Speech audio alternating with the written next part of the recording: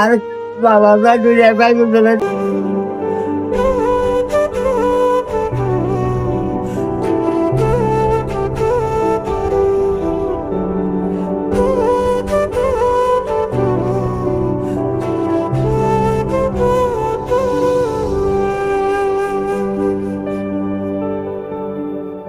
নাম কি?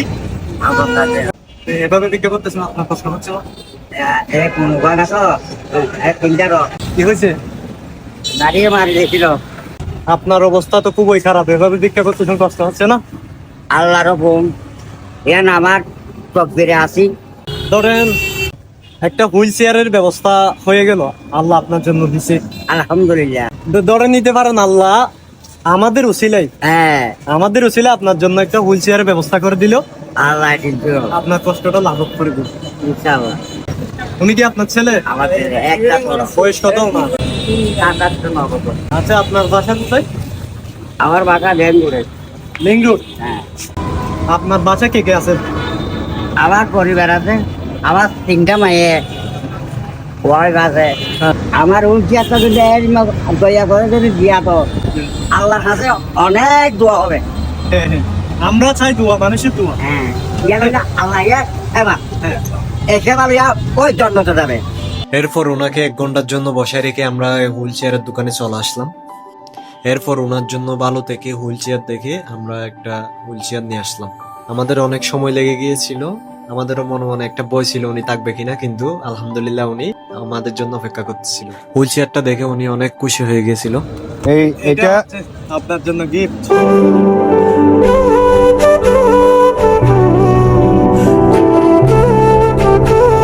এখন খুশি না?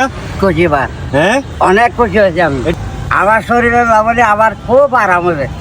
এখন আপনার কষ্টটা একটু কম হবে আর কি। হ্যাঁ একবারে হম। এ ফুটু, তুমি খুশি? তোমার আপুর জন্য এটা পাইছো দে। তুমি লেখাপড়া করো? কিসে পড়ো? মাদ্রাসায়। আলহামদুলিল্লাহ। আমার আশা পূরণ হয়েছে। হ্যাঁ, আপনার এরকম স্বপ্ন ছিল আগে? অনেক ছিল, একটা গাড়ি কাছে পাবো। আচ্ছা,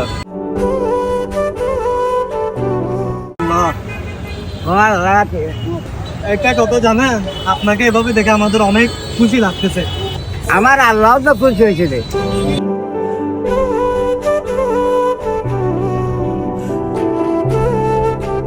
আয় এটি দুনিয়ার ওর মা বাপ ভাই বন্ধু কেউ নাই। আচ্ছা, ও চাচা, আমার পরে তো সিনেমাতে পাবি। আজ আর ডর মাইকের বগে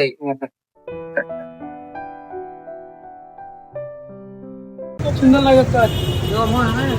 আয় লোক আল্লাহ দিন না পারে আসে না রাখি কোনো ওরে, বুঝল না? খালি আমার হ্যাঁ, লেখাপড়া করা। খালি মাথাটা আর বাবা ভাই দুই ভাই বলে অনেক কষ্ট পাচ্ছি। আজকে আমার মার বেরোতে জন্ম হয়েছে। আবার ভালো থাকে।